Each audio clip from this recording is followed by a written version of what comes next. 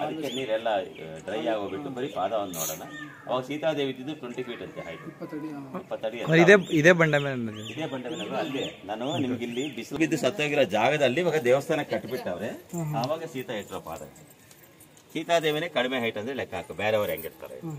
ಇನ್ನ ಇದು Anjaneya temple security, ನಾವು ಕ್ಷೇತ್ರ ಪಾಲಕ.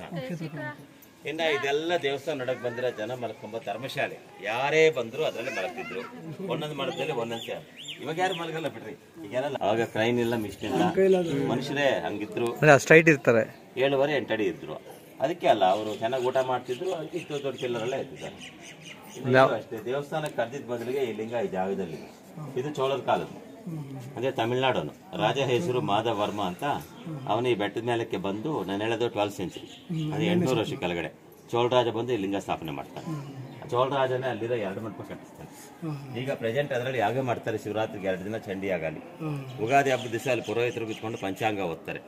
ಈಗಲೂ ಈ 2 ಮಂಟಪ, ಈ ಲಿಂಗ 800 ಡೇಸ್ ಬೇಕೆ, ಈ ಬಂಡೆ ಮೇಲೆ 800 ಡೇಸ್ ಬೇಕೆ. ಇವೆಲ್ಲ ಇದೆ. ಸೀತಾದೇವಿ ಪಾದ ಅಲ್ಲ ನೋಡಿದ್ವಲ್ಲ, ಅದು ಗುಡಿ ಒಳಗೆ ರಾಮಲಿಂಗ, ಹನುಮಲಿಂಗ ತ್ರೇತಾಯುಗದಿಂದ ಈ ಬಂಡೆ ಮೇಲೆ ಆಲ್ರೆಡಿ ಇತ್ತು.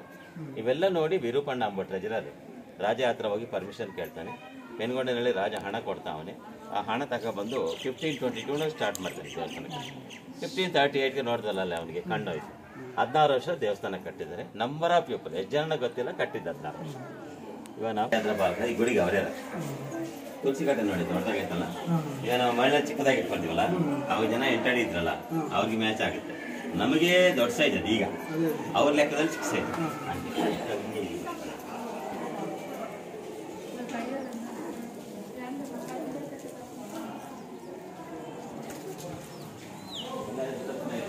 ಅದರಲ್ಲೇ ಸೊಪ್ಪು, ಹಣ್ಣು, ತರಕಾರಿ ಎಲ್ಲ ಹಾಕಿ ಕೊಟ್ಟದು ಆ ರಸದಲ್ಲಿ ಹಾಕಿರೋ ಪೇಂಟ್ 500 ವರ್ಷ ಆಗಿದೆ.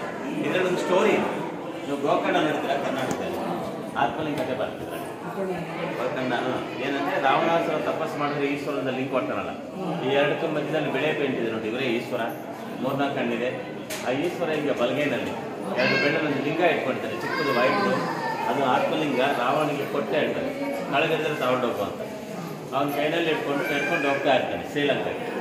ಮಧ್ಯದಾರಿನಲ್ಲಿ ಇಲ್ಲಿ ಬರೀ ಮಧ್ಯದಾರಿನಲ್ಲಿ ಗಣೇಶ ಬಂದ ಇಲ್ಲಿ ನೋಡಿ, ಬ್ರಾಹ್ಮಣರ ಥರ ವೇಷ ಹಾಕೊಂಡು ಹಸೋಳು ಮೇಸ್ತಾ ಇದ್ದ. ರಾವಣಲ್ಲಿ ಬರೋಷ್ಟೊತ್ತಿಗೆ ಸಾಯಂಕಾಲ ಹೋಗೋಬಿಡುತ್ತೆ. ಸಂಧ್ಯಾ ವಂದನ ಮಾಡ್ಬೇಕಂತ ಲಿಂಗ ಇವ್ರ ಕೈನಲ್ಲಿ ಇಟ್ಟು ಸ್ನಾನಕ್ಕೆ ಹೋದ. ಅವ್ನು ಸ್ನಾನ ಮಾಡ್ತಿದ್ದಂಗೆ ಹುಡುಗ ಹಿಂದಿಂದಲೇ 3 ಸಲಕ್ಕೆ ಹೋಗಿ ಜಾಸ್ತಿ ತೂಕ ಆಯ್ತಂತ ರಾವಣ ಬರ್ತಿದ್ದಂಗೆ ಲಿಂಗ ಕಳಗಿಟ್ಬಿಟ್ಟು ದಟ್ ಪ್ಲೇಸ್ ಗೋಕರ್ಣ. ಅಲ್ಲಿ ನಡೆದ್ರೆ ಸ್ಟೋರಿ ಬಂದು ನಮಗೆ ಇಲ್ಲಿ ಸಿಂಪಲ್ ಆಗಿ 4 ಬೊಮ್ಮೆನಲ್ಲಿ ಪೇಂಟಲ್ಲಿ ಹಾಕಿ